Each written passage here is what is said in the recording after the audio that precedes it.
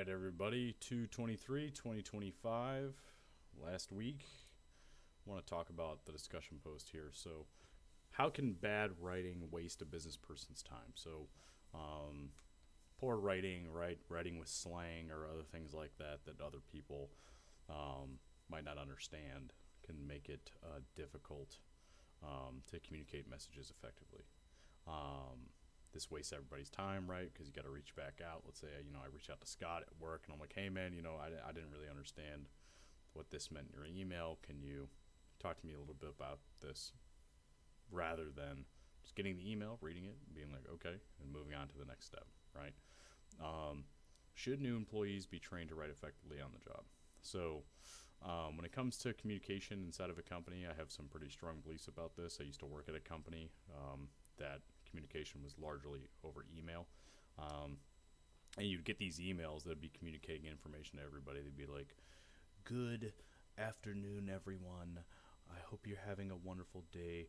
Indubitably, due to project constraints and scheduling and people calling off, we have had to make some adjustments to some operations that are going to be coming up in the next. It's just like, dude, you lost me in the first three sentences, right? I firmly believe that if you are going to send an email, you should be sent in plain speak. Hey, everybody, here are some schedule changes that we've been had to make this week. We'll be reaching out to you, to the individuals whose schedules had to be changed. And then, send the Excel document with the schedule on it, or send whatever technology you use to write the schedule, send that out so everybody got it. And then here's the other thing.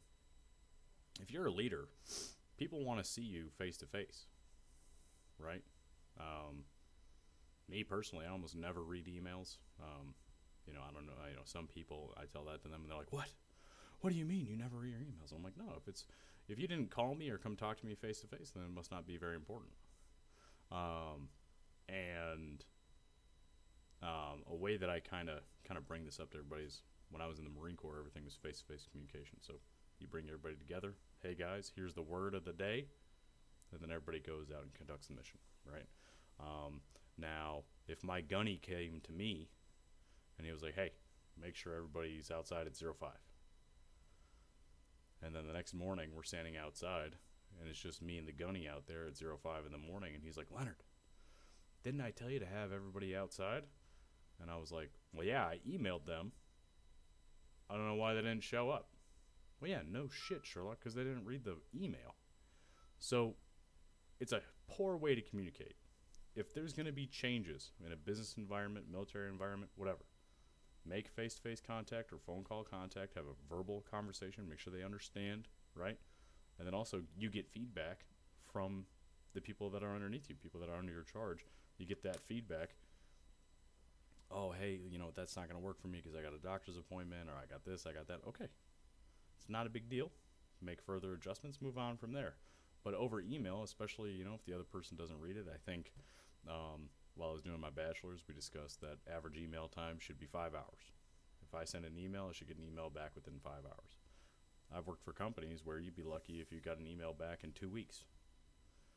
So I think it's just a poor way to communicate. I think that you lose people's attention very quickly with this jargon and formality that people expect over email. I think it's a poor form of communication. It has its place, but it cannot be replaced by phone calls and face-to-face communication. I think you build relationships with your employees through face-to-face communication, and they see you physically on the ground, on the job, with them, talking to them about what's going on, right? It also provides opportunities to gather information about what's going on. So you could be talking to an employee, just hitting them up, hey, quick little schedule change. But then that employee is like, hey, now that I got you on the phone here, let me tell you about this. And that's very important. That communication channel has to exist. Too many people treat emails like they kind of just shoot something out into the ether, and they just kind of expect things to work out. It's a very poor way to conduct business. I've seen it done, and I think it has to change. So looking forward to finishing up this last week with you guys, and thank you very much.